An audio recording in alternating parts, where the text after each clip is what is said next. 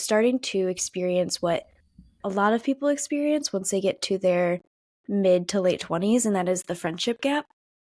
And the friendship gap is when we start to transition into marriage, our friends start moving, we get really involved in our careers, and we go from spending so much time around our peers throughout, elementary school, high school, and college to really this, in my opinion, culture of isolation that we have. Mm-hmm. So we really start moving there, and I realized, okay, I have great friends. A lot of them are moving, they're pairing off, they're getting married, they're doing things. I never really felt connected to them because of my own overthinking and social anxiety. I want to, one, feel more connected to the friends I already have, but two, just start really feeling connected to people. What can I do about this? And again, it was always an interest of mine, but I was like, I really am going to figure this out for myself and I. And when I did that, I learned so much about, what like the U.S. Surgeon General has called the loneliness epidemic. And I learned like how lonely we are, how much Americans especially are craving connection. And I knew that, but it wasn't until people started coming up to me and started saying things to me like, Jewel, there's something different about you. Like you just seem more confident, more sure of yourself. And people start coming up to me saying, can I join your girls trips? Like, can I come with you? I've been wanting this. And then I was like, okay, this is what I'm going to do for the rest of my life. Like those statistics became real people. Yeah. It's there's a million different things to talk about in this direction, but the biggest one is to me is that it's, I don't know if it's globalization or not, or social internet connections and what, there's a million different things that we're not really designed, evolved, whatever the word you want to say is, for the way that we're socially interacting in today's world. Mm-hmm. And it's not inherently obvious to a lot of people that what you're feeling is a function of the fact that you're not socializing, Mm-hmm. that you're not around people on a healthy basis. Like that anxiety, that depression, that loneliness, it shows up subtly Mm-hmm. in a quiet way for a lot of people, gradually over a long period of time. And like you said, one day you just wake up and you're just like, I feel like crap. I don't know why. I lost all my friends. I haven't, whatever it may be. And historically, you mentioned a second ago how like people are getting married, they're pairing off, they're moving away. That was not really the case for a very, very long time. We pretty much were like, oh, I was born and raised in this village or tribe, and I'm probably going to die in this Mm-hmm. village and tribe because we're all just hanging out together, all part of one giant group.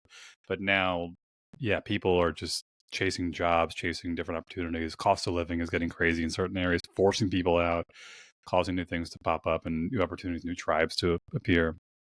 And it's becoming a weird issue to then approach in today's world to try to navigate. How do you bridge the gap between old psychology, old evolutionary psychology and biology and customs, and modern technology?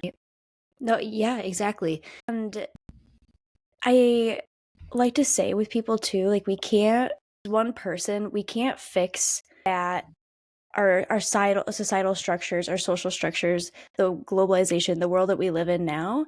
But there are certain things that we can do in order to not just be at the mercy of this. But I also like to tell people, like, I also live in this world. Like, yes, I think about friendship all the time. I think about connection and community all of the time. Mhm. And I live in this world. I have to apply the same things that I am talking to y'all about regularly and evaluate where I'm at with my social well being, my meaningful connections. Because, one, I know how important it is and how much it impacts my life. I think, there's also, and up until recently, there hasn't really been that much of a conversation around it. When I was starting to really dive into the research for myself, it really wasn't something that was talked about in pop culture. And now we're seeing a bunch of articles come out. We're seeing people write books about friendship, which is really exciting to me. But up until recently, there wasn't a lot of discussion. And there are certain things that we can do. And I do want people to know that. One thing that I said to somebody on a podcast one time, actually, or one thing someone said to me on a podcast one time, was that the amount that it hurts is the amount that it is important, because it does hurt. Like you said, sometimes it's a slow burn for people and they wake up and they're like, I don't really know why I feel this way. For me, I always wanted more meaningful connection with people. I think that I had that craving my entire life. I'm not very close to my family. I don't have that backbone. I know a lot of people do. And so creating meaningful connections that I knew were going to support me, it's a fundamental need. And I knew that even from a very young age, right? And so I do want to tell people there are certain things that we can do. There's certain things that we can be mindful of. Conversations like this, your podcast is so important because it helps people be aware and take some of the shame out of these struggles, and really empowers them with information that they can have to make other decisions. So what would you say is the psychology behind the pain involved in social disconnection? where to begin, right? One thing that I learned getting my master's was that there's, for every stage of life, from the time that we are elementary school to the time that we are, walking around the nursing home, if you will, we're always looking at, okay, how do I relate to myself? Who am I as an individual, my autonomy? And how do I connect to other people? How do I belong? How do I have intimate relationships? They call it, right, psychosocial stages of development. There's a reason for that, because at every stage of development, we're looking at, okay, who am I, the individual, and who am I in relation to other people? So it's so fundamentally important in so many ways. I would say, too, there was this study, it was in this book by Stephanie Harrison. It's called New Happy. It's about a book where she compares like some of the old happy advice that we've gotten that's unhelpful to some of the new research and things that have come out. And he describes in that book that when we feel sadness or negative emotion, and it's not that we can't feel those things on our own, but there is this desire to be seen in that emotion. That is how our brain knows that we are safe and cared for. And that doesn't matter how secure you are, how confident you are. Everybody has that desire. And I think that right there just, again, demonstrates how important and how deep this goes. Yeah, there's a whole lot to unpack, even in like the evolutionary psychology of that line of thinking. And it's funny to me that we kind of, in the last, we'll say 200, 300 years with the industrial revolution and a lot of globalization, we kind of broke the old systems that used to just work without us even understanding why it worked.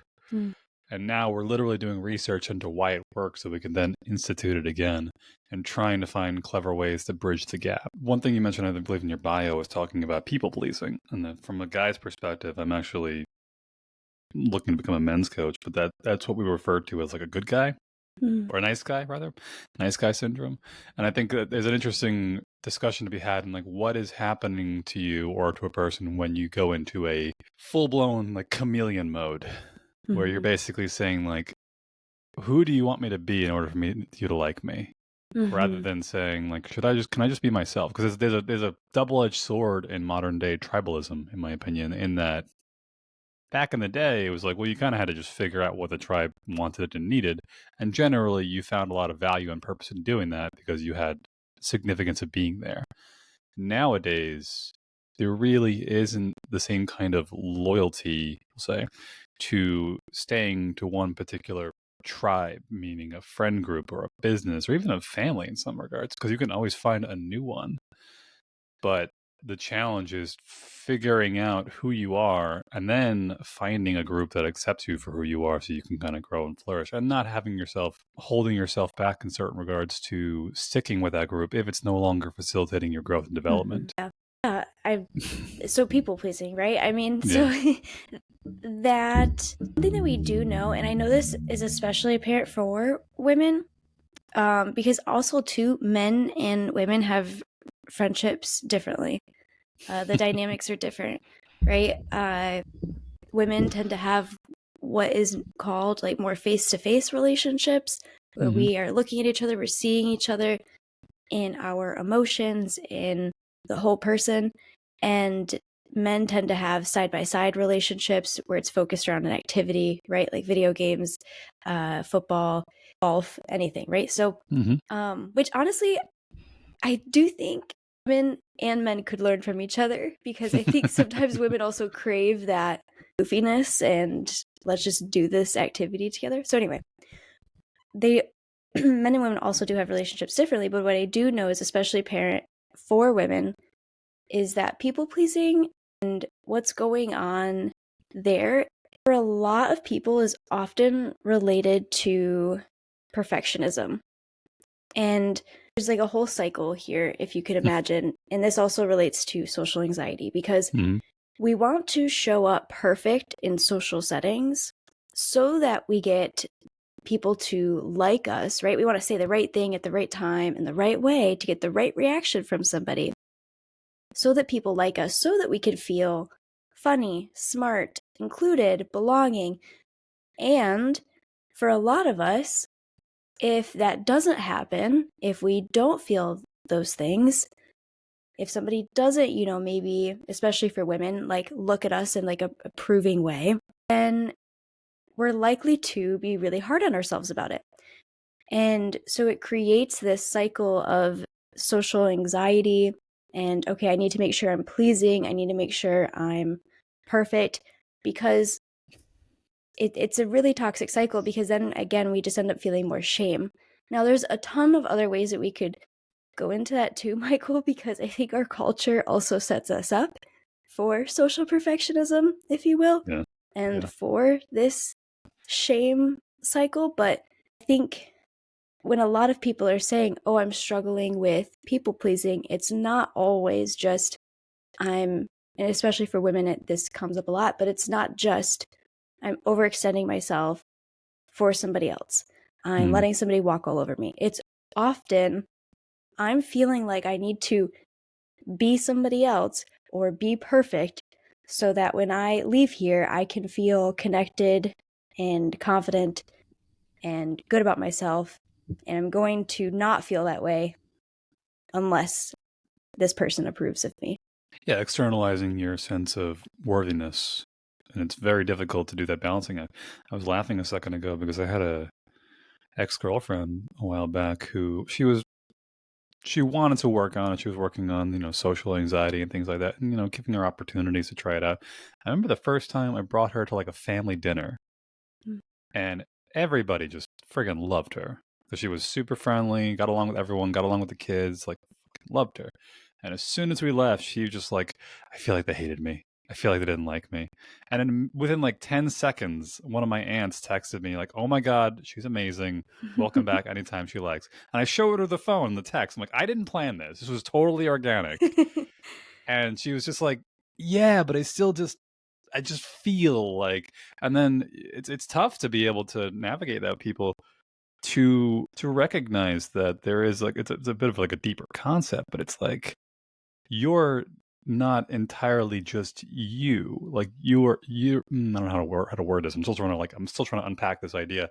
Like there's almost like there's two people living in your own body, and it's like there's the part of you that influences the way you think, and you need to be able to separate the two with time, practice, consistency, maybe therapy and things like that, and recognize that like if every single room you walk into, everyone seems like they're getting along with you and they like you, and you keep walking out of every single room saying, I feel like they all hated me, who's really calling them bad shots here? And then learning to kind of figure out, oh, it's actually something going on up here, not environmentally. And yeah, in that case of people pleasing and chameleon work, it's crazy how many times I've heard these stories of people who just will, what's the word, sacrifice their authenticity in order to fit into the group. And it does boil down to a more of a survival mechanism. That historically, if the group didn't like you, you were a dead man or a dead woman. You had to get along. And it's a very bizarre change of scenery in today's world where there's a near infinite number of groups you can join into. And having the I guess it's almost like a skill set. It is like it's a muscle you have to learn to flex to be able to say, I know who I am. Mhm. I know I'm welcome here or I belong. And if I want to leave, that doesn't mean I'm going to die. Yeah. Truthfully, Michael, bringing yourself back to those points over and over and over again is what really helped me and what really helps my clients. Is really create more like self-assurance so that way they can go and connect with more people. This and that leads into, again, like there's certain things that we can do. There's certain researchers out there, like Dr. Ellen Hendrickson is like a hero of mine, and she has really helped people with social anxiety and authenticity. She has so much work on this and like the roots of this. So I encourage anyone to check her out, Dr. Ellen Hendrickson. A lot of what I teach, like my clients, has come straight from her. But you said of, okay, we have to reassure ourselves. I had one client who, I've worked with people from their 60s, because a lot of people too, they will also say, oh, this is just affecting young people. Hmm. No, I've worked with people in their 60s, their 50s, their 40s. And I worked with a 14-year-old recently. And one thing that she said that I was like, wow. And I'm not even going to sound as articulate as she did when she said it. But she said, it's so funny that all of this comes back to, am I going to get kicked out of the group? Because in modern world, I know I'm always going to be able to have food and water and survive. Like, getting kicked out of the group isn't as, as much of a life or death sentence. But yet, I guess my brain is just wired that way still. And I was like 14. So she had put that together all on her own. I hadn't talked to her about that yet. Mm-hmm. So I think all of us need to hold some compassion when it comes to that thing coming up of, oh no, I need to make sure they like me so that I belong, so that I can survive. There are always ways to make new friends, new connections, like you said, new groups to join.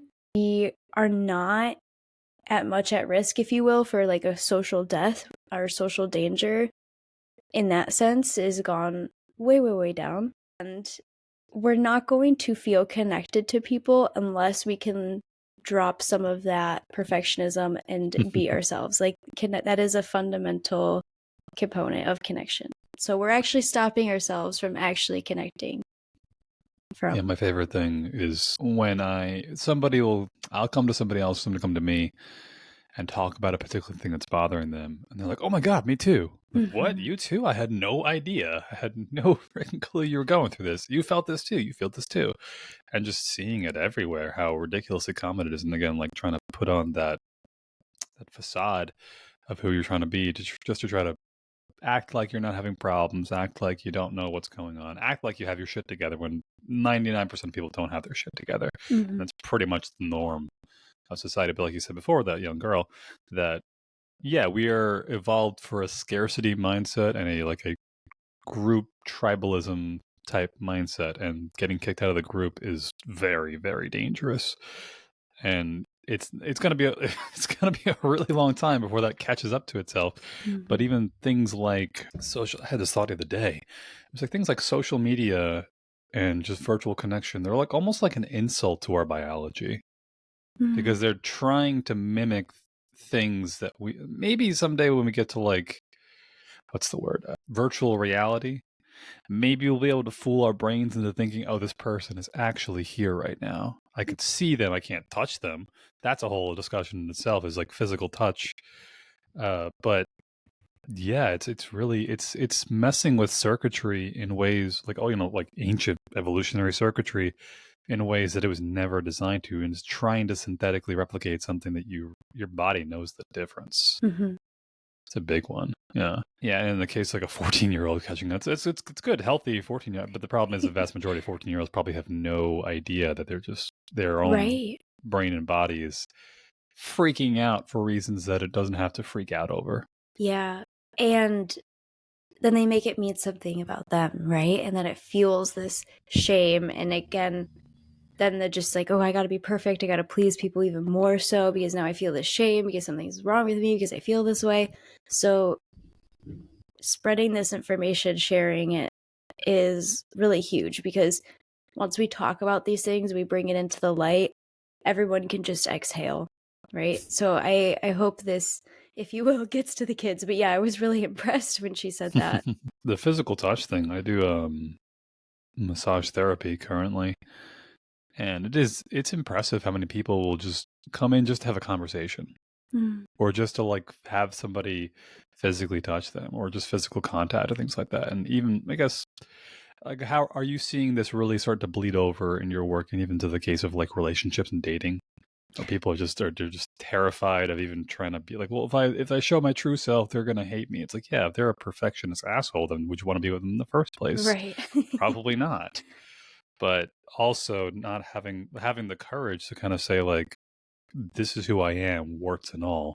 Mm-hmm. Please don't attack me. Like, there's a double-edged sword again to that vulnerability of like, I'm gonna show you exactly where you can poke me and it hurts the most. Mm-hmm. I'm gonna pray that you don't. And there's a lot to unpack there, but what were you gonna say? Yeah.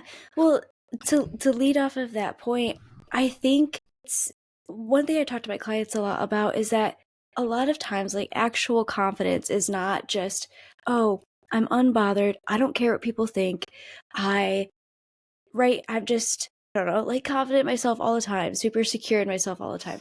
A lot of times, confidence, in my opinion, is owning who you are, like, warts and all. Because if you can own who you are, you're more likely to share it. And then, like you said, and it's so funny you said this, Michael, because you said, oh, that moment when we say me too, that is the most connective thought that we can have with another human being. Is that thought, oh my gosh, me too, same, right? And you're more likely to have those moments, and, if you will, to click with other people if you share those things and if you own who you are, right? You have some ownership behind it. You have some level of peace with the things that you feel shame about. That right there, I think, is just so huge. But how that shows up in dating, I think it's different. And honestly, too, it depends on where you live. So, because we know, and this is not, I do not really help people with dating. Sometimes I get people that come to me for that, but honestly, like, very rare. I like to say I'm a friendship advocate. I'm mostly working with people with high functioning social anxiety and overthinking. But this is like fun. Learning about this is really interesting to me. But where we live impacts our dating patterns too. So we find in places where there are a lot of women and few men in an area, that honestly, this is not fact, but this is my thought. But I think the social perfectionism, the social anxiety is really increased there, because there's less relationships. Women that are successful and driven, women that want to have kids, are freezing their eggs more in that area, literally because they can't find a partner. And if anyone's like, what, where are you getting this from? There are, I wish I could think of their names right now, but there are two experts really talking about this and writing books about this right now, this phenomenon. So I also do think it depends on where you live, because we also know that in certain college towns where there are more men than women, there's more relationships, more marriages, and things like that. So that's a whole other can of worms with evolutionary psychology there that I think impacts it. But when it comes to dating, I also think that for some people, dating is easier instead of making new friends. And that's because we have a lot of social scripts for dating. We have a lot of, okay, this is what we do. We spend time with each other, like every week, as we're getting to know each other, as we're dating. So we're increasing our time spent together. We're getting more vulnerable with each other. One thing that people say to me pretty often, again, I'm mostly working with people with social anxiety, but if they are going out and making new friends, they will say, feel weird. I feel like I'm approaching them for a date. So there's this like other layer when it comes to making friends that we don't necessarily have yet. And I think we're at this new point in our culture where there is going to be, like, if you will, like a friend dating culture that might be up and coming, because truthfully, a lot of people are like, okay, I guess I just ask her for coffee. What do I do? Like, I think that is going to become more normal. That's a prediction, but Well, it's funny you mentioned a second ago. I've heard about this too, and I think it's the funniest thing because I guess in my own life, I, I grew up with a good handful of that. I'm trying to say this without like pissing anybody off, and I'm gonna have to piss some people off. Like modern day kind of aggressive feminism, I guess we could word it as, in that, and even like seeing more and more of this whole concept of like biology is a construct. Socialization is the construct. But the funniest thing to me was learning more about when you mentioned a second ago. They've actually seen this on college campuses where if there's a higher proportion of women than men, hookup culture is more prevalent. mm-hmm, And if you reverse it, long-term relationship is more prevalent. And within that, there's a dynamic that basically says something like women are the gatekeepers of sex and men are the gatekeepers of relationships. And that historically, it wasn't really a problem because most of what we find through, we'll say like pair bonding psychology, is that it kind of was built into the fabric of the culture by accident, or even maybe just iteratively. We just kind of did it we just figured it out through time, and that it's easier to garner attraction towards somebody, want to be friends with somebody, if you happen to be in proximity to them on a regular basis. So if you're mm-hmm, classmates of yours, if you go to the same church, synagogue, mosque, if you work together, you lived in the same neighborhood, you went to the same barbecues, whatever, you gave time to basically like, oh, I've seen the person in multiple formats. They're around people that I trust and know. So there's a good chance this is a good person. And now it's something like modern dating. You're basically going on job interviews with complete strangers. mm-hmm. And it's a very, very weird stretch from what's going on. And even in the case of, you mentioned like the successful women thing, I'm still wondering if there's a good answer to this question of like, I don't know if there is a good answer to this question of like how to have it all. And I think what a lot of women are seeing nowadays, especially the highly successful women, is that there's just an unfortunate barrier to getting everything you want in life. It's kind of blocked by biology. That if you want to have a high-end career, fantastic. The odds of you finding somebody you're interested in is going to get lower and lower the higher you go on the corporate ladder or the financial ladder and things like that. Because it's just a caked-in idea of like, do you find these people attractive? Well, no. Well, why not? Well, there's a touch of hypergamous nature going on in there on a biological level that you're going to find men or partners a little bit above you, a little more attractive, just because historically, if you're taking on the burden of carrying a child for 9 months inside you and then having to raise that child for like the next 15, 20 years, you want to make sure you pick a really effing good partner. Yeah. Like, and then on the flip side, guys can reverse that entirely because hypothetically, we can get a different woman pregnant every single day. And so the desires in both directions are kind of difficult. And then how do you rectify the difference, the problem of having a career, having all this ambitiousness while also being, and then you said like egg freezing is becoming more and more popular nowadays, and how I remember reading this it was a study. I think I want to say it was one of the major banks that did this major study, and it was a little bit, I have to admit, a little bit funny and also really depressing. That they estimated that by 2030, the 6 years from now, I think like something like 50% of women over 40 will be like 50% of women over 40 will be single and childless. So much so that they started like recommending investing in cat food and wine. Mm. And it does, like I said, like historically it begs the question of like, where the F did this come from? Like population collapse, birth rate is falling through the floor. Why is it happening? How do you, if you can even balance the two, how do you get somebody to either get everything they want all at the same time, like, super high end career and family and kids and partner, or is there just something that has to be kind of like pulled back on? Like one of these has to be pulled back on a little bit, and there's some degree of sacrifice that goes into it. Because how do you rectify the imbalance that biology is kind of pushing on us? That was a lot. Sorry. No, you're good. You're good. I think as well that it does come from, again, conversations like this and awareness. And, for anybody that you, if you will, quote unquote, like pissed off, I'm I very look forward to much, pissing some people off. but I'm very much a feminist, a intersectional feminist. And I think that doesn't mean too that we to ignore evolutionary psychology Mm-hmm. either. I think I hope that, you know, a lot of people can have like critical thinking skills and be like, oh, both of these things can be true and apply. So that is just a food for thought for anybody. But uh, when it comes to having it all, I do I do think awareness of some of these things, because I know that these experts that again have like written these books, they studied, one of them anyway, studied why women were freezing their eggs, because they thought originally, oh, it's going to be because they're really focused on their career. But again, it was really that they couldn't find a partner at that time.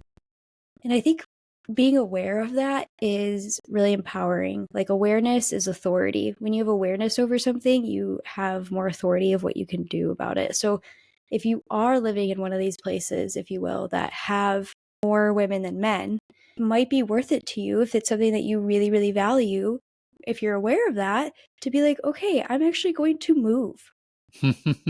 Right? And I know that's not feasible for everybody. I'm not saying that everybody has to move. I know people have their Yeah. lives where they are, right? We're talking so much about connection and how easy it is for people to move. And so it's also, that is a barrier to community for some people, to friendship, especially when you first move somewhere else. But I do think, you know, it's cheesy, but like, knowledge is power. And so being aware of things like that, you get to make decisions that are more aligned for what you really want. Even then, though, it's tough because we live in such a people have a hard time grasping this. We live in such a ridiculously abundant world today, like obscenely abundant compared to any other time throughout all of human history, that you could literally never leave the house and get everything you ever needed. Mm-hmm. And within that comes there's a really funny story that kind of ties into this nicely, which is like when cars started to implement cup holders, people didn't give a shit. Didn't really increase sales much. Nobody really cared. And then a lot of these companies were like, well, clearly people don't care, so why waste the resources? They took away the cup holders and people lost their shit. Mm. They were so annoyed. It's like, well, you didn't seem like you cared in the first place. Do you want them now?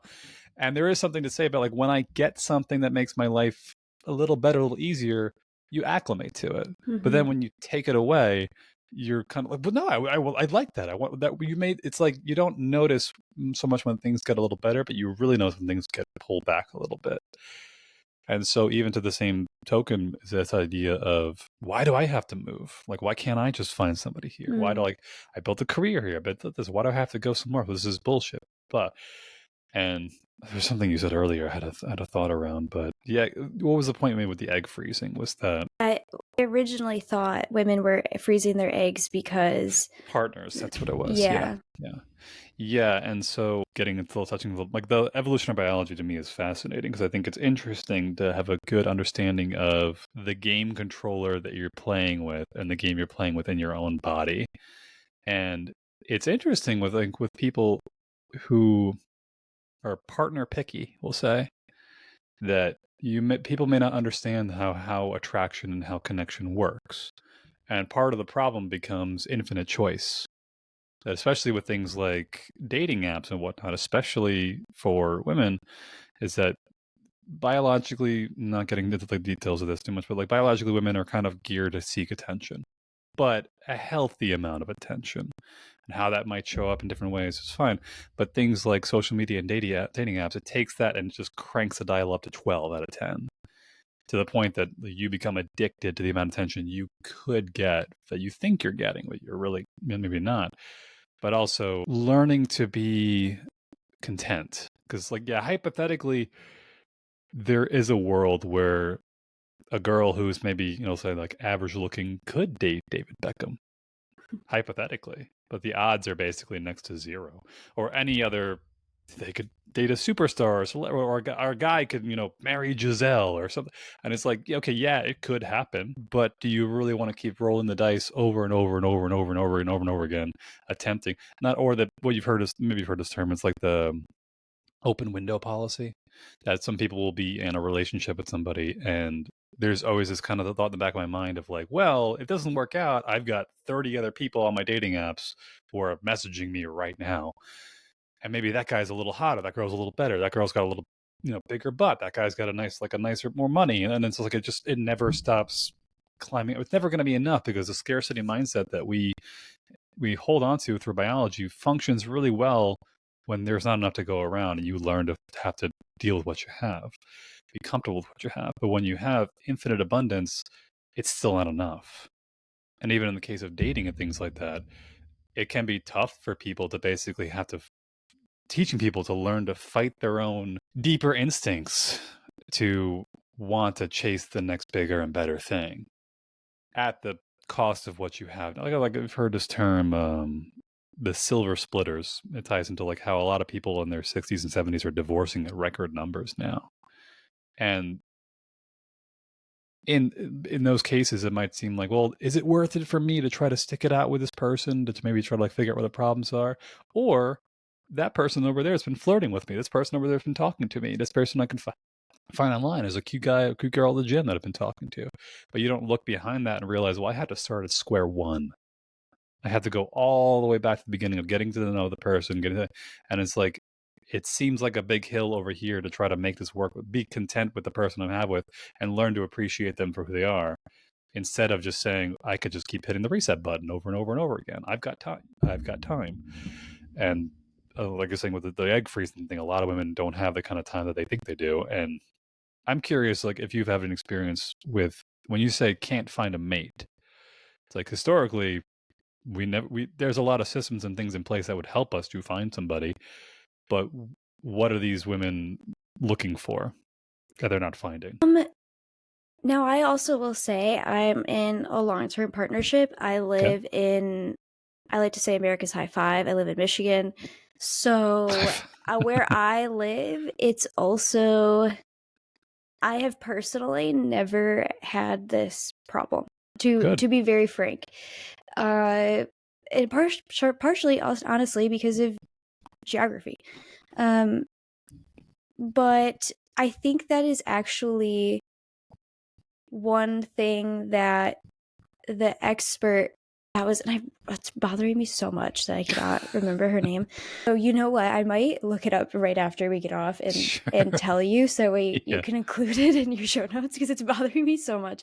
But one thing that she mentioned in a bunch of interviews that I listened to her on was that it wasn't always, and I think it's such a case by case basis, but it wasn't always that like women had like really high standards for a mate, if you will. I do think what you said about, okay, I'm looking for somebody that's a little, if you will, quote unquote, higher than me. I don't think that it was always like women being like, okay, I need to do that. I do agree with you. I think there is some level of evolutionary psychology involved in that, but I found that often too in those places men felt like they had all the time in the world, not realizing that their fertility also has a clock. Mm-hmm. And so they were getting to this space where they were like in their 40s, sometimes even 50s, and they're in these areas where they have there's more women than men around, and they called it like Peter Pan syndrome,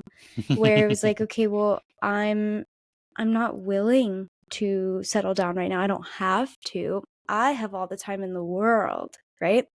So I don't have to, right, find a partner and invest. Again, men's fertility also, right, with sperm count. I don't know this exactly, but didn't it drop like 50% in the last 10 It's years? been falling off from what I understand in certain studies, but I think there's a lot more dietary and cultural trends leading to that. Like most guys who are having trouble with their sperm count, it's like cut out the junk food, hit the gym, and go get some sunlight, and you'll probably Yeah. be fine. Well, yeah, yeah, and it's also too. I believe it's also like phthalates, right? Like soft plastics and things like that. But Yes.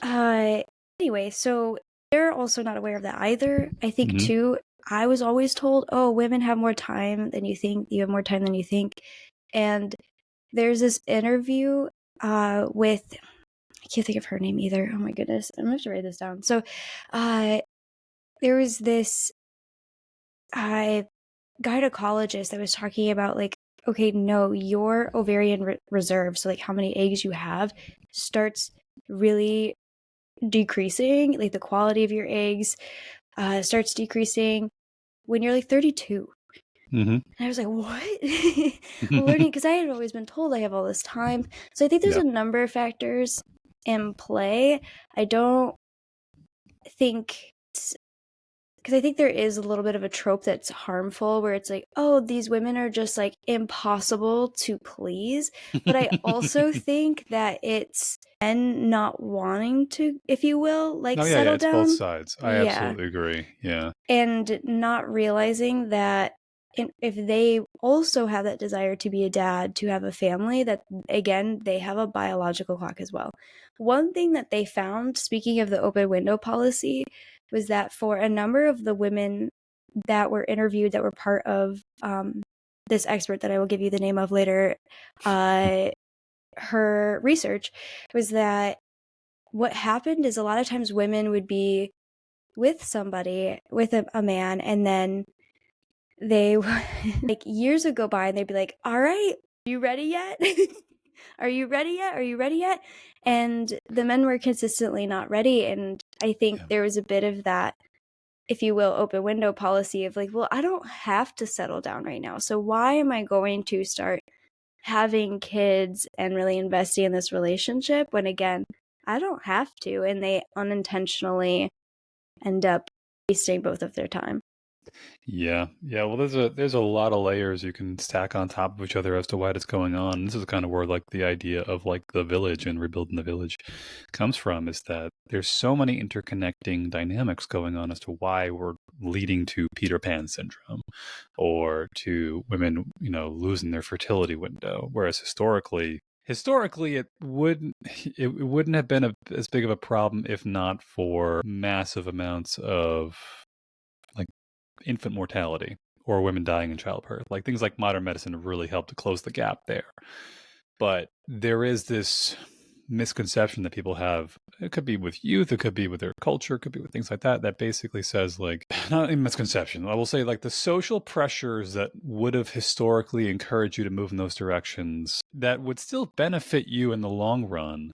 Because it's like, well, I'm scared to settle down. I'm nervous. I don't know. Like, well, why are you nervous? Well, because nobody really coached me through it. Nobody really taught me. There was like, historically, I think what you had in these villages and these tribes and these groups of people, which also help with things like social anxiety and making friends and whatnot, was there was always somebody about 1 or 2 steps ahead of you. Not a massive gap of like 10, 20, 30 years ahead of you. 1 or 2 steps ahead of you, kind of showing you like what the next move will be. Like the tribe, the village, the family, they're always encouraging you, like, when you're going to get married, when you're going to have that, whatever it may be. And it was always kind of like guiding you in this direction intrinsically just by the structure of the group, structure of the society, structure of the culture. And like things like, so like take from the guy's perspective, things like Peter Pan syndrome, which I love the name, by the way, is very much a new phenomena because there's a number of things I could point to. We're shifting from a strength-based economy to a knowledge-based economy, which means women are much more favored in the economic workforce than men are in particular.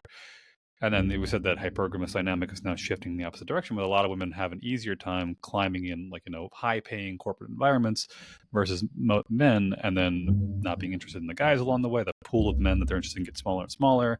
Could be the population where you live in, where there's more women than men, so then the men don't have to settle down because there's not much social pressure to kind of keep somebody from somebody else.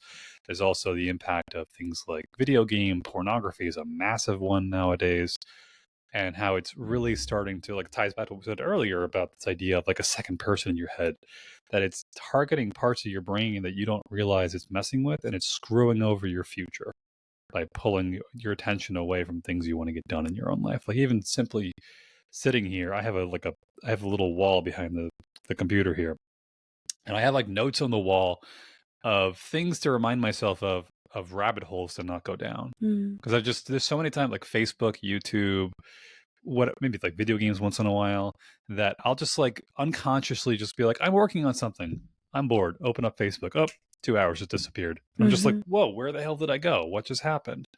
But why? Because that stuff is ridiculously addictive, and it's trying Yep. to like target parts of your brain. It's not really meant to be targeted the way it is. Yep. And so even in the case of like, you have the population of the guys, there's less guys than there are women, there isn't much of an incentive for these guys to settle down. But these guys also don't see that the longer you wait to settle down, the harder it's going to be to actually settle down. Like, do you want to be a father in your 50s or 60s for like a Right. newborn child, things like that? Probably not, but it's also very difficult to look into the future and see that it's a problem down the road, especially when you basically have to say to yourself, I'm sacrificing today for a better tomorrow. Mm. And most people are like, I really don't want to give up today because today's really freaking good right now because I got porn, weed, video games, Facebook, YouTube scrolling, doom scrolling, Instagram, TikTok, whatever it is. And you don't realize like how much you're going to shoot yourself in the foot down the road. And same thing with women doing the same in a different direction in certain ways. That it's a multi-leveled problem on both sides. And the fact that I think culturally was interesting is that you can still see today, like I'm pretty sure Southeast Asia and Middle East are going to reproduce the entire world because a lot of their culture still revolves around some degree of like family dynamic, multi-generational family. Even we'll say like South American cultures, multi-generational family dynamic that tends to generally benefit the population stability in total by kind of keeping these places, these things, and these guardrails in check that keep you from falling off one direction or another in favor of certain temptations in life that are going to screw over your future if you did want to have a family and kids. Yeah.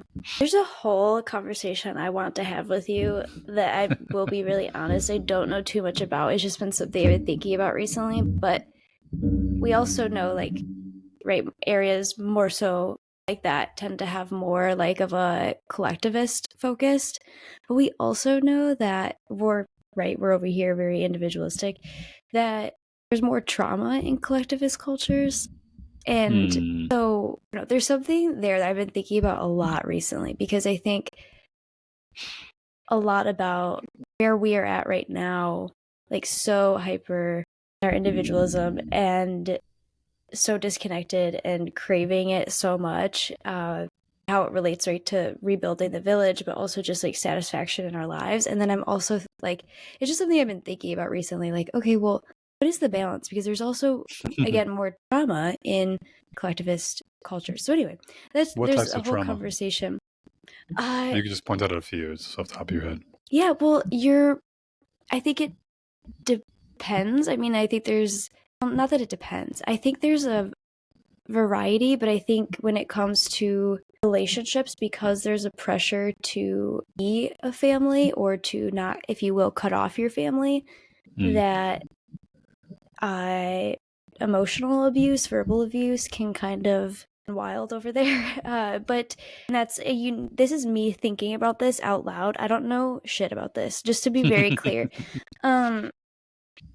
But I also would guess that there would be, if we're thinking like, which I don't love this term, but like little t trauma, big T trauma, I think as well there would be shame in talking about any big T traumas that there would be with the family because of the pressure to put the family first. That is a whole other like conversation. There's something I'm really interested about and would love to Their second interview, that'd be fine. Yeah. talk with you about. Yeah, that would be so fun, because it's just something I've been really curious about. But what you said about dating and connection, you said too at one point that you think that it also comes from people not really understanding connection. And you talked about how people don't realize, okay, they're starting over. And I think that's a really key point to hit on, because connection, it's just a fact. Like, I like to say connection can happen in an instant, but meaningful friendships or relationships take time. They do. They take a time investment, an emotional investment, and like it takes about 200 hours to quote unquote make a best friend.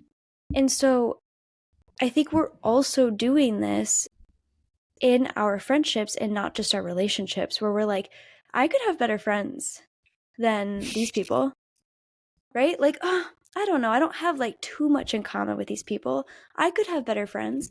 I think that's something that we are also doing. We're so quick to cut off our friends as well. I have noticed in our culture, like, and I think there's been, especially in like pop culture, there's a big emphasis right now on like boundaries and don't people please.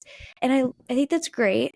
don't be wrong, like I'm very pro boundaries, but I'm not seeing as much about, okay, how do we have repair conversations with our friends? How do we talk to our friends about the hard things so that way we can keep this, maybe 200-hour investment that we've had? How can we be friends with people even as we go into different life stages and still have that commonality? Because I think those relationships are really important. For me, one of my childhood, if you will, quote unquote, best friends that I'm really close to is we have like nothing in common, okay? He's a hermit. He likes to stay at home. I'm not. I'm very extroverted. He plays video games. I don't. But what we do have in common are our values or a sense of humor. And also, at this point, because we grew up together, our history. And it is so rewarding to me when we go on a walk or something and we're talking about, yeah, do you remember like this teacher that we had back in middle school or whatever it might be? And I think we need to have more conversations about how can we, yes, know when friendships really don't serve us or really are harmful to us, but also how can we really understand what connection really is and start making it more of a cultural norm to have hard conversations with our friends. One thing that I tell people all the time is that one of the quickest ways to keep in a meaningful bond with a friend is to talk about the friendship itself. Also, too, I realize for men that might be a really big ask than it would be for a woman. I recognize that. I know that vulnerability is a really big ask considering, right? Like in the past, men have been told you can't be vulnerable because then you're not masculine. I recognize that. I do. And if we can start having conversations about our friendships and how we're experiencing them, I think we can, again, start to keep some of these investments that we've had in our people. So, just some thoughts. But for you, I think it's really interesting what you said on, okay, people don't really understand what connection really is. So, I have, of course, my own thoughts, but for you, what do you think connection really is when it comes to a meaningful, fulfilling, like relationship? Well, you mentioned before learning when to, move on to different groups and things like that. And I think the biggest caveat within that statement is the idea of just because I'm not hanging out with you and talking as much doesn't mean I don't want you to succeed. Doesn't mean I don't want to stay connected. Like I've got friends today that like I haven't seen since like last year or 2 years ago. And if I was to drop in their house for some kind of event, we'd take it up like we just left off yesterday. Because they don't hold any ill will towards my progress in life, and I don't hold any ill will towards like their either progress or stagnation. Like you said, like your friend who's doing the video games and whatnot, he's kind of like an introvert. If he's happy with his life and he knows he's happy with his life and he likes the way his things go and he's totally cool to riding that through into the sunset, he won't be looking at you like, why are you changing? Why are you getting better? Like you used to be so much fun. You used to be this, used to be that.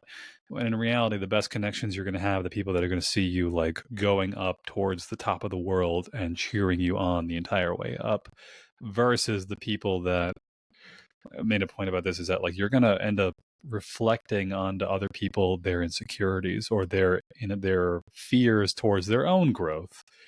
And I think you have a good friendship and or connection with somebody when they can basically say like, I'm good here, but I'm happy to see you keep going. Yeah. Versus the person who says like, I'm good here. Why are you still going? What's the big deal? Why do you want more? Why do you still keep chasing more? And really what they're saying is, like I said, like deep down, I feel insecure looking at your success that I know maybe I did want or I could chase after, but I can't now because maybe I have a family, I have kids, whatever the sacrifice may be, my job, my career. And that meaningful connection comes down to that idea of recognizing that finding people in your life or finding people in life that want to support you and whatever your goals are and not letting it be a negative reflection to themselves, feeling insecure about what their thing may be. And also beyond that is recognizing, we talked about earlier about how like men tend to be more like side by side, whereas women tend to be more face to face.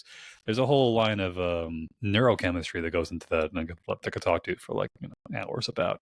But that generally speaking, men evolved more around purpose and productivity and getting things done, whereas women evolved more around socializing and social bonding, and that a good healthy tribe village needs both, and that a good connection for a guy might be like for me, I had lunch with a buddy of mine recently, and I remember it was like a square table with like four chairs around it, and I made a point, like inadvertently, without realizing it, to sit like 90-degree angle to him. I could Mm, have sat right across him, staring him in the eyes, but there's something about like for guys like direct eye contact for a long period of time. It's just like there's something my brain just not liking, but having like a little bit of an angle to it mhm, that a lot, like I think there's actually studies talked about this and how like if you look at men socializing at parties, their feet are facing at an angle instead of face to face, or women tend to be very face to face.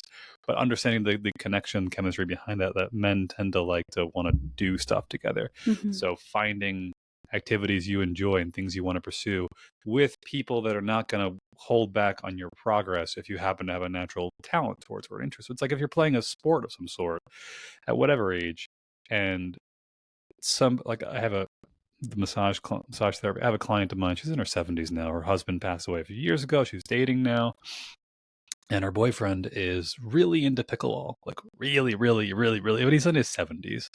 He's not going to be a 21-year-old rock star, but he's really freaking hard on himself and on her when they play together. And for her, it's like I just play for yeah, I want to get better, but I'm not going to the friggin' Olympics. mhm. And he's always like critiquing me and judging me and whatnot. Like, well, that's the kind of guy that you want to like. I say you don't want to be around, but that guy should be recognizing like what is this person's intent and what do they want to do, and are you in the right group of people? Like that, it might just be if you're really this ambitious, it's better off you try to play with a group, like keeping the relationship there for certain purposes, and then having other relationships, maybe with like more ambitious guys who are also in their 60s and 70s who want to play pickleball and get better, and recognizing the value in each of those connections and whatnot without overlapping them in incorrect ways. That was a mouthful, but Yeah, no, I think that I like to think of it as having like a life council because I think it's really helpful to, and I'll tell you actually, let me rewind where this is like coming from for me. mm-hmm. I realized when I was really, really self-critical after every social interaction I ever had, like to the point it was like normal for me to like cry on the way home Mm, or get into my bed and not sleep and be like, oh my mm-hmm. gosh, like I said this, I said this. Rewinding every single moment. Yeah. Yeah. And, that created insecurities in me, distrust in other people, even if I had just met them like at a party, right? So many things. And one thing it also created was I projected my own insecurities and perfectionism onto other people. So, one thing I had to really check myself hard on is that I'm looking for the perfect friends. And that's going to rob me from a lot of connection because Mm-hmm. one thing that this is also tangential, but like so valuable is that your friendships will reflect things back to you, like they mirror things back Mm-hmm. to you, right? And so one thing I've been embracing recently is how driven I am. And because that's been reflected back to me. Anyways, I thought that I really wanted people that were going to really inspire me to keep going, to keep pushing. And I do think when I think of like having a life council, it really does benefit me to have a couple people, if you will, on my life council that I can talk to things, like talk to them about these things, about here's where I'm going with my career, here are my ambitions, and they can share with me about theirs. And them sharing with me about theirs gets me excited. Mm-hmm. And I used to think I needed that from everybody, if you will, on my life council. I don't. I don't. My friend that I mentioned, my childhood best friend, there are so many things. There's a group of us, but there are so many things with him in particular that I get out of that friendship where I feel supported. And he doesn't have to be like, oh, I'm going to step out of the box and I'm going to, go after these things. But he's going to be like a huge cheerleader. Him and my partner, they're also friends. They're going to be, on the sidelines. They're going to be like clapping the loudest for me, like cheering me on, supporting me. It doesn't mean that they have to also be that way. for me to have fulfilling relationships and deep, meaningful connections with them. Mm-hmm. And I think understanding, okay, there are certain needs that I have. How can I structure my life counsel, if you will, to fulfill those needs?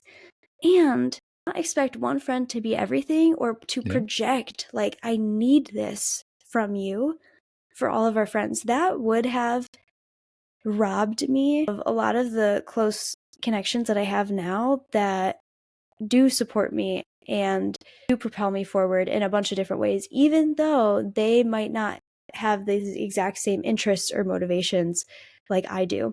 And so I think when it comes to meaningful connection, it's a balance of, okay, where are my needs, my goals for myself? How can I, because we do become the people we are around.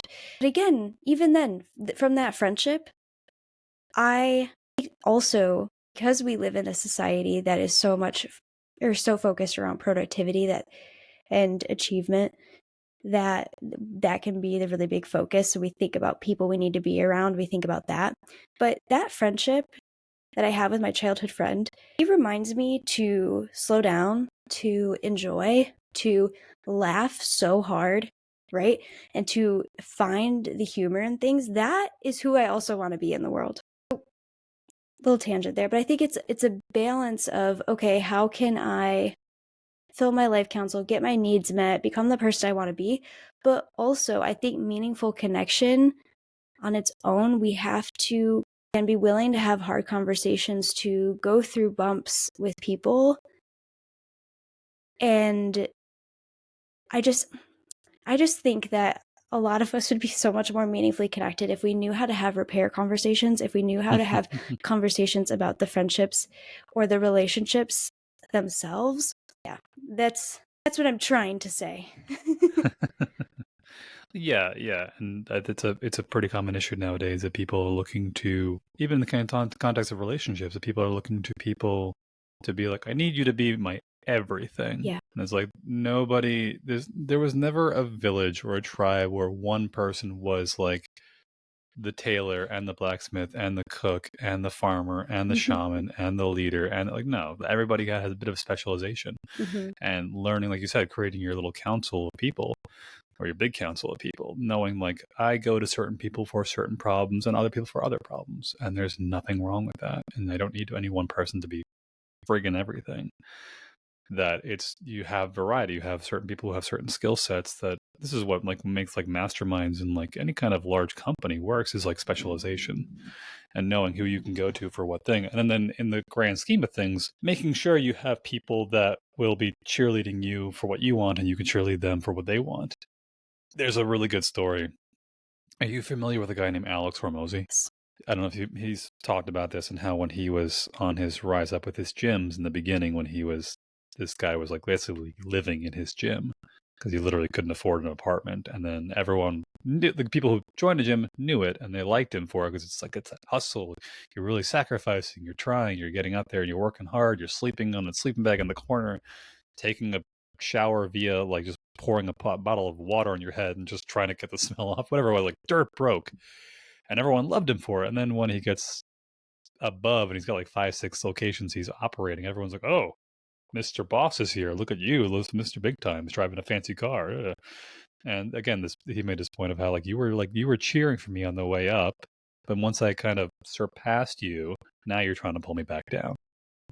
And having people know when that type of person is in your life is a major value point, to make sure you have the right people who are like, maybe they're not hyper ambitious like you are, but they also are happy to see you succeed no matter what. Yes.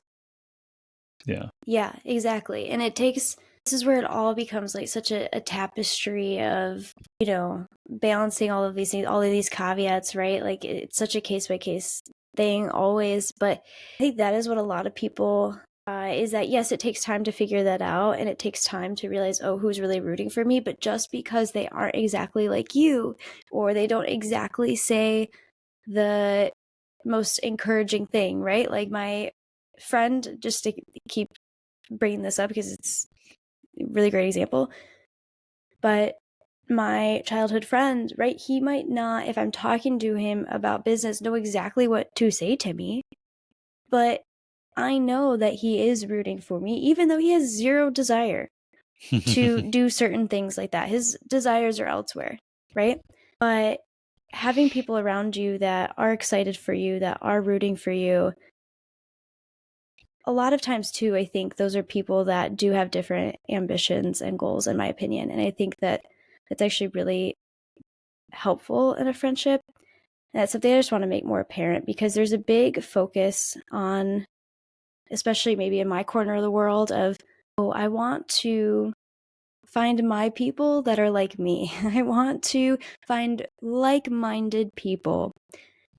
And I think we, in that process, get very perfectionistic and dismiss people that could provide significant value to our lives. And Yeah. not, yeah, I'm not saying, like, be like, what's it, the crab in the buckets and let the other crabs pull you down. But definitely we need to open our minds to what connection really is and what it looks like, and deep connection specifically. Yeah, I could think of a couple pretty popular, like, workaholic gurus on YouTube. But one thing they talk about, like, like avenues to success is making sure there are people around you that support your dreams. Yeah. And like I said, it could be somebody that has like literally zero interest in what you're doing, Mm-hmm. but still says like, I'll be here when you need me as much as you can, even if I'm doing the literal complete opposite of what you're doing. I have hold no ill will towards you, because again, like, it becomes a reflection that if a person is like that crab is trying to pull you back down, what does it say about them? Mm-hmm. That maybe like deep down they want to too. And ironically, like every crab in the bucket probably could get out if they all work together. Mm-hmm. But in that case, the better, like, yeah, that person is trying to pull you back down. The better statement is to ask you, like, why can't I pull you up? Why don't you want to let me pull you up? And yeah, I'm part of that's my cat, that was talking about this yesterday with a guy in a men's group I'm a part of. And it was this idea of how when you're changing and growing and you're trying on new things as a person, you essentially, in some like metaphorical way, have to let the old version of you die off. Mm-hmm. And it's a painful process, but even more painful than you think it's going to be, is the fact that the version of yourself that exists in other people is also going to die off too. And if they're not really supportive of the idea of you growing and changing and molting skin and whatnot, that not only are you going to fight yourself, but they're going to fight you too. Right. Yeah, and being aware of that and recognizing that that that burden is going to feel a lot heavier than you think it should, but it's usually worth it in the end to kind of not, depending on what your goals are, what you're aiming for, that if you're going for bigger and better things, that like you have to like kill off the old version of you as well as the version of you out there too, and hold your ground against the new version that you want to be. Yeah. Okay, you see, that's part of the reason why I'm so interested in like more collective cultures. Like because it's like, yeah, anyway, side note. But no, absolutely. Absolutely. I think too, actually, I'm just gonna like let that be the end point. You can toss it out if you want to. It's okay. This is like circling way back as well. Right, this whole conversation, like what we're talking about right now, and growth and a lot of things that we've talked about today, have also been like about being aware of certain parts of us and our humanness. You use the words today of like, okay, like fighting some of our biology or psychology.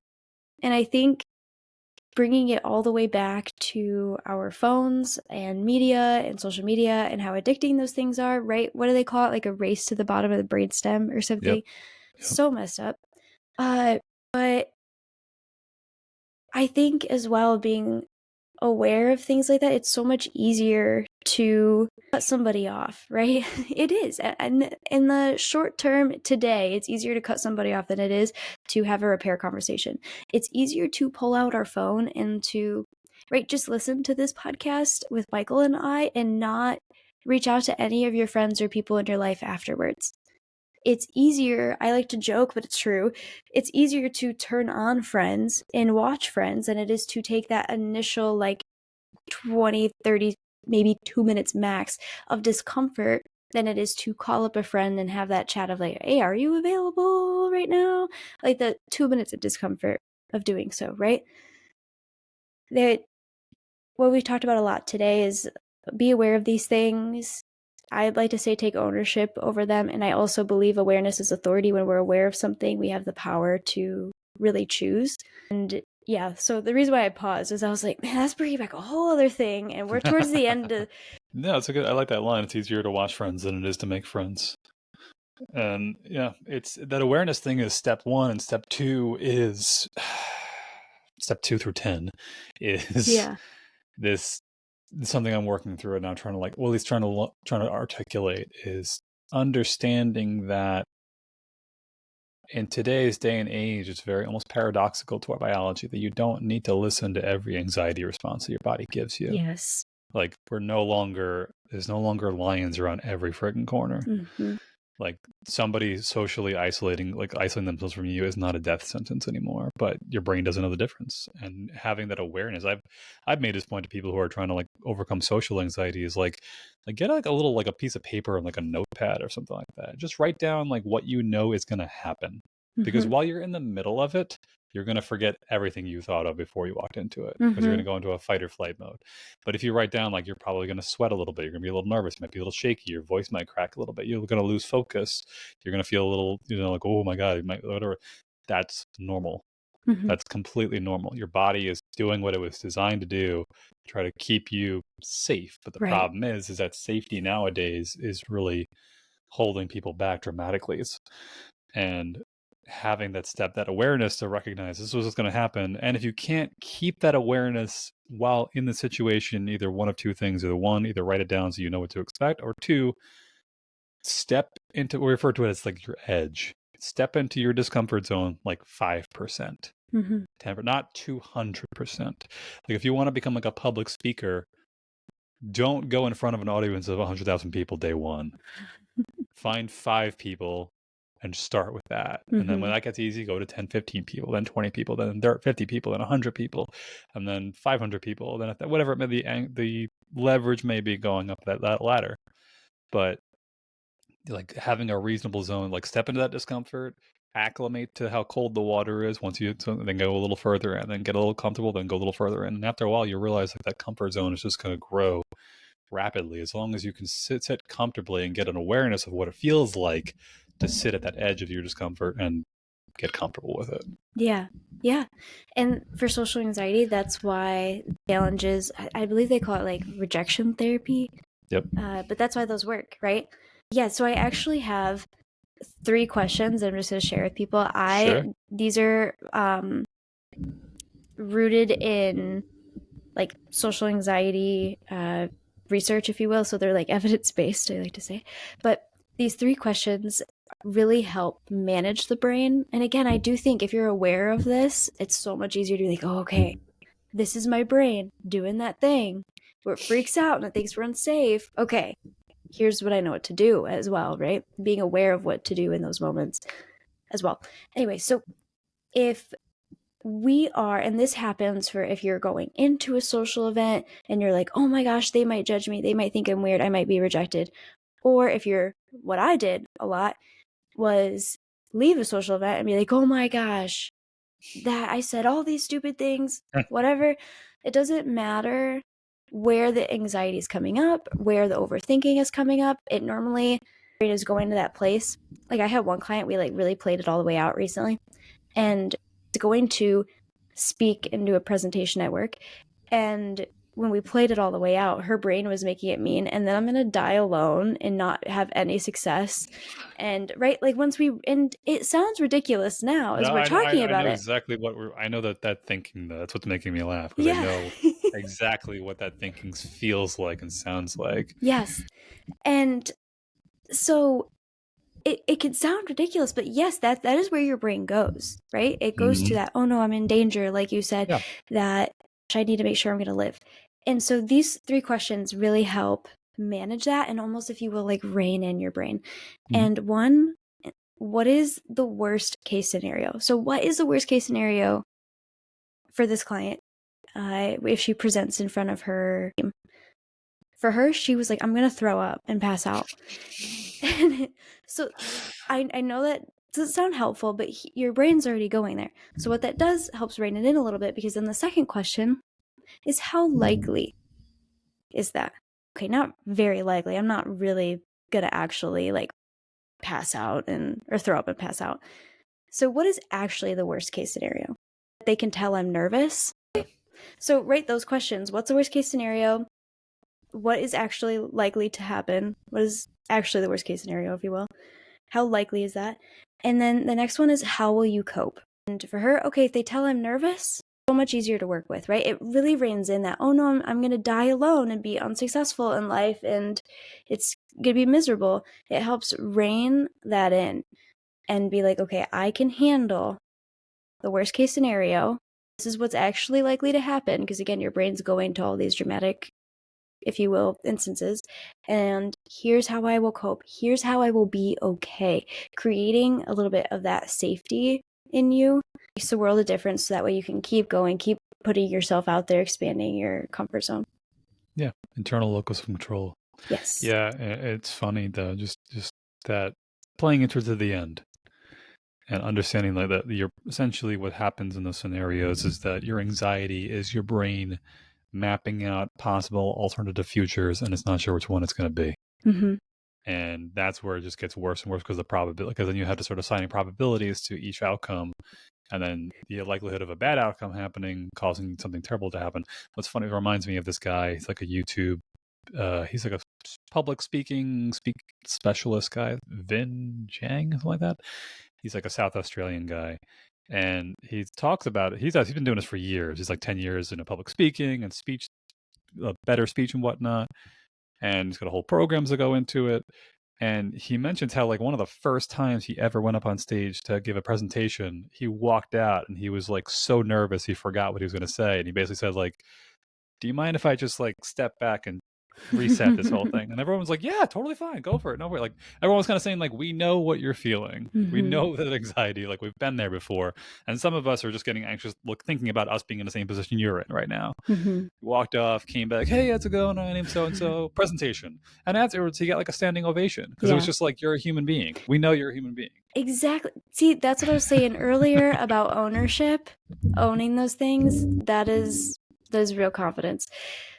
Michael, it has been such a pleasure. I could probably talk to you for the rest of the day if you would let me. This was so fun. There are so many other things and topics I want to talk to you about. I love what you're doing, and I really appreciate you having me on. I know I said this to you before we started recording, but I'm not a morning person and at all. And when I saw your podcast, I was like, yes, I will wake up. We could do a later time in the future. But I was like, I will, because I just obviously love what you're doing so much. And it was so fun for me to talk about all of these things and to have somebody understand what I'm saying so that way we could go deeper and get curious about things. So I'm really grateful. Absolutely. Where can we find your content and your stuff? Yeah, www.connectionwithjewel.com. Jewel is spelled like a gem, so Jewel. I am really active on Instagram and TikTok right now. Oh, and I launched a podcast recently called the Socially Delightful Podcast. And we talk all things like evidence-based practices, science of, meaningful friendship, because yes, that we know how meaningful friendship is created now. So that's really fun. And I really just talk about how to make connection fun again, in my opinion, because a lot of us, it's become another thing on our to-do list. It's become another chore, and bringing back the delight in that. So that is my goal with that podcast. I recently, not recently, this was a while ago, but my top podcast on there that everybody seems to enjoy, that maybe your listeners would also enjoy, is I had my 2 quote unquote best friends on there that I used friendship science on. And for the first time, without wine, I explained to them how I made them my friends. Without wine. So without wine. I got my friends to come over without Doritos, so we're doing some progress. Yeah. Doing good. Awesome. This has been a great conversation. Thank you so much for the time today. Thank you so much.